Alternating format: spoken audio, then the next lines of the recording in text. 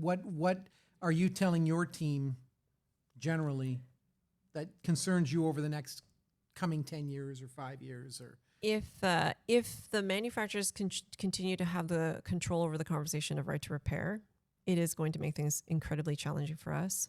For us, again, right, I just started in this role. I look at the independent shops and I think, I don't even know, I'm not even sure that most independent shops actually understand what right to repair is. What are we advocating for? Do they even know that our neighbors, right, the Quebecers, have legislation, and I don't even think, they just are so consumed with fixing the car, getting the customer in, doing right by the customer. Like they're so aware of their day to day and not necessarily, the big picture. The big picture. And the issue that I have with that is, listen, you guys, we need to focus on our businesses. I get that.